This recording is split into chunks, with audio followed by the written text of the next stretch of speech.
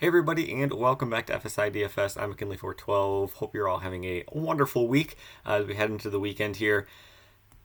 11 game slate. We're going to be breaking it down, going through all the pitchers. We have like the big three-headed monster of Ohtani, Valdez, and Ryan in terms of salary, in terms of, I feel like, just like general skill level in real life. We'll look at the sheet, go over the stacks, all that kind of stuff. So let's just dive right into it. It looks like we do have a couple of weather games that we do have to be paying attention to, so look at that before you set all of your lineups. I haven't looked personally, just running a little short on time this morning, but yeah, pay attention to weather. So Ohtani, Valdez, Ryan, who are you going to pick? All of them are very similar in terms of pricing. Ohtani and Valdez definitely have the better matchups. It's not saying that, the White Sox are a great offense by any means, but I still would take Ohtani and Valdez over Ryan at this point in time. Ohtani, I mean, he's a stud, he's a monster, and he's got that consistency to him. I would probably put Ohtani ahead of Valdez, and then I would obviously put Valdez ahead of Ryan. Kind of already went over that. Going down a little bit lower, Senga, Paxton, and Miller are the other three guys who are above 9K. Senga and Paxton, I don't know how to read this game. The Mets are a team that's, really been frustrating in terms of knowing, like, what is going to happen with them. And then Boston on the other side, like, solid offense. And Paxton on the other side, I don't know who Paxton is either. So when you look at the Vegas line and everything, it's got a pretty high total overall. So Vegas is expecting some runs to be scored in this game. You can kind of see the ups and downs that Senga and Paxton have kind of had over the past month here or so. So I tend to believe that these are more GPP plays than anything. And I'm not really too thrilled about either of them, especially in cash games, especially when you can just pay $1,000 more. It's actually quite a bit in terms of DFS, but I'd pay $1,000 more and just go up to Ryan, Valdez, and Ohtani. I will say there is one guy down in the cheap tier who we'll be covering, who's probably going to be pretty darn popular, but there's even some guys in the mid tier that I would take over them as well. Bryce Miller, he's going to be the guy. I actually have him ranked ahead of Ryan as well. He's going to be my third pitcher on this slate going up against Toronto. Toronto's really been struggling in terms of the bats. And Bryce Miller, right-handed pitcher, is going to be facing off against like the most right-handed heavy, I'm trying to figure out how to say that, right-handed heavy lineup in the majors. Toronto, they got Varsho, they got Kiermaier. They really don't have left-handed bats or even switch-handed hitters at that point. So Miller, we know what he's capable of. Yes, he's coming off the IL from his last start. Well, 2 starts ago. His last start was his first start off the IL. He went 70 pitches. I'm hoping he can get up into that 90 range again. We have seen him hit that mid-90 point during the season. I really hope he hits there. Because if he only goes 70, 75 pitches, it's going to be a disappointment for sure. But I think with the matchup, with his strikeout rate, with him going deeper into the game, I do think that he's probably going to be ranked behind Ohtani and Valdez for me. So looking at the sheet here, let me see if I can zoom in a little bit better for you guys. There we go. Looking at the sheet here, you can kind of see just what I just said. Ohtani, Valdez, Miller, followed by Ryan. And then Paxton, Senga, I think they're okay. They're viable for sure, but I think they're more GPP at that point in time. Going into the mid-tier, Lynn and Kikuchi, they're really the only two I have interest. I do have Williams and Heaney down here, but I honestly am not really confident in either one of those guys. Heaney going up against the Dodgers. Yeah, Heaney has that strikeout upside, but I mean, we've said it in these videos all season long. He's got great strikeout rate, but he's also allows a lot of hard contact. He has some issues with the home runs.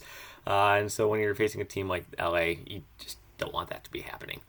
Williams, high prospect. So obviously he could be in play. I just don't really like the price tag on him. But Lynn and Kikuchi here. Lynn going up against Minnesota.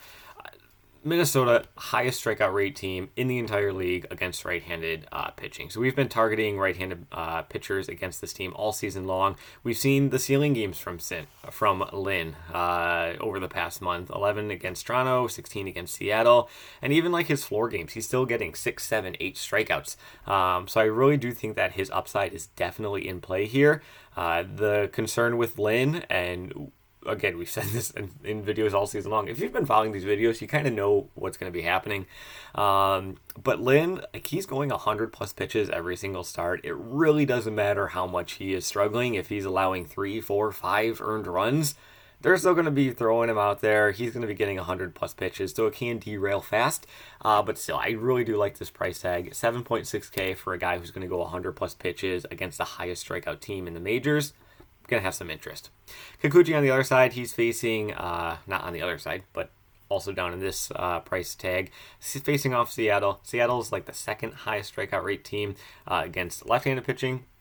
So I do think that he's also in play here as well. Kikuchi, in his career has had some concerns with the home run ball. He's been much better of late in his past handful of starts. But I do think that I do rank him a little bit below Lynn just because he's not going as deep into the games. And honestly, the Seattle bats scare me a little bit more than the Minnesota bats do. Going into the mid-tier, Schmidt. This is the guy I was talking about, the super cheap guy who's probably going to be fairly popular going up against Kansas City. Kansas City, this offense is just so bad right now. It's bad. He's gotten a severe price discount since the start of July. Like, he was up in the 8K range here for a while throughout the season. Dipped below 6K because he was in Coors Field. And then was still able to manage a 26-point outing in Coors Field. Now he's at home against Kansas City. Yeah, Yankees park is not super pitcher friendly, but still, Kansas City is very pitcher friendly in terms of their bats. So he's got the strikeout rate to back it up as well. We've seen him hit 5, 6, 7, 8 strikeouts throughout the course of the season. I think his strikeout rate is 22, 23, 24, somewhere around there. He's got strikeout potential. He's got a great matchup. He's super cheap. I think he's going to really open things up in terms of salary, and it's probably going to be a pretty popular option down here. If you don't want to go with Schmidt, I do think that Sears and Soroka are both viable options as well. Sears is going up against Houston, which is, less than exciting. But Houston, they got some injuries to their bats. He did play them once earlier on this season, and he did get 20 DK points. So Sears is not a bad pitcher by any means. Yeah, he plays in Oakland, so he's probably not going to be in line for the win because the bullpen might, let him down and everything. But I think, if going extreme GPP, he could be viable. And then Soroka going up against Milwaukee as well. If you want to go all the way down to Marsh, facing off against the Yankees. Marsh, he was a super high prospect, pitching prospect. He's got great strikeout upside, but he also has a lot of control issues and a lot of home run issues so far in his brief career. But that's kind of what he is. He's super high ceiling in terms of strikeout rate, but, he can get knocked around for sure. So Marsh, he's in play. Yankees bats are also in play, though, when you go dive into it. So that's kind of where the pitching is at. I'm all over the place trying to figure this out.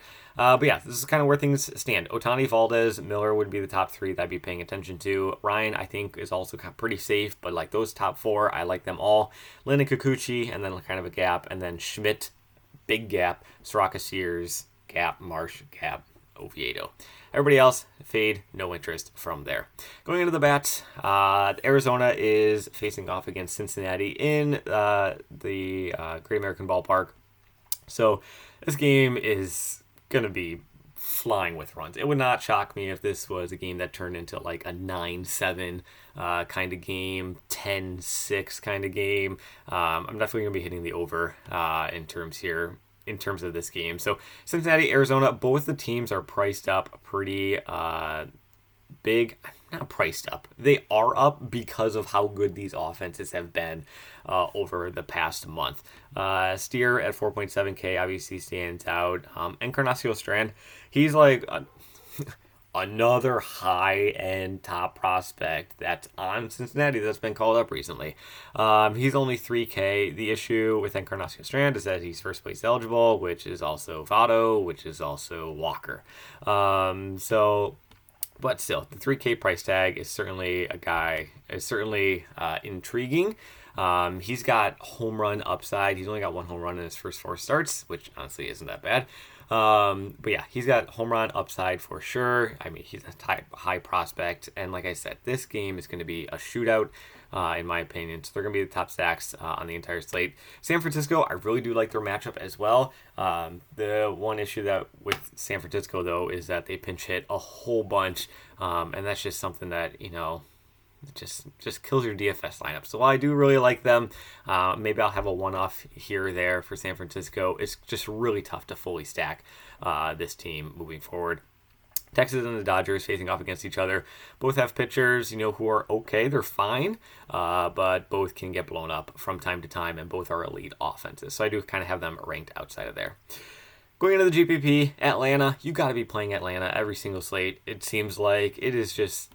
It's unreal what they've been able to do so far on this season. Their price tags are really what kind of throws them off. They are going up against Peralta. Yes, Peralta has strikeout stuff. Yeah, he's got, upside, but he can definitely get shellacked here and there. So the Atlanta bats are certainly all going to be in play. Olsen, yes, for sure. Albies, yes, for sure.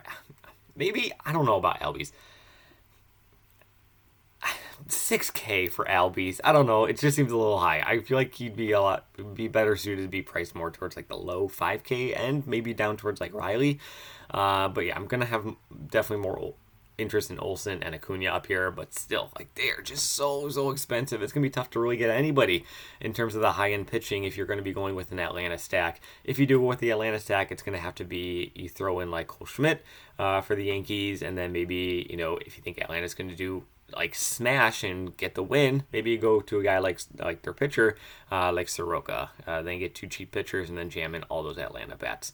The RGPP team that I do have some interest in here is going to be the Yankees. I just talked about how they're going up against Marsh. Marsh has some, he's had some control issues. He's had some hard contact issues in his brief stint up here, but he is a high-end prospect for Kansas City. He's got high strikeout upside. The Yankees can strike out quite a bit. But still, that's why they're GPP. But they are in a nice ballpark upgrade at home in Yankee Stadium. So any of these guys, obviously in play. Nobody's really breaking the bank. Obviously, Judge is on the IL at 5.1K, so nobody's over 5K. Only 2 guys are above 4K, so they're pretty much all in play. Torres and Rizzo would be the guys I'd be starting off with if you were going to be doing that Yankee stack. Mets Boston, I think they're also GPP. You can see I paired their pitching and their bats together because I really don't know how this game's going to be shaking out. But I do think that both pitchers can do well, but also both pitchers can get certainly blown up by these offenses. The Vegas over-under is pretty high. I think it's at like 9 or 9.5. So they're expecting both these pitchers to really kind of struggle or not do super great. So I do think that both of them are intriguing GPP plays. Then over into the cheap tier, Minnesota. Minnesota is just, and it seems like we've had this conversation all season long.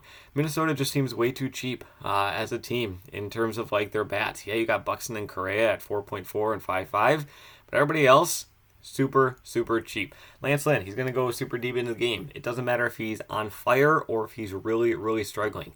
The strikeout rates, yes, they're concerning, but it is what it is. It is what it is. These guys are just far too cheap for the possibility of Lynn kind of getting knocked around here and there and then staying in the game. Julian was kind of, I wouldn't say he's my first bat in, but he is definitely the hottest batter on Minnesota right now. He's going to have that nice lefty-righty platoon split. He's hitting .567 in his past 10 games with 4 home runs.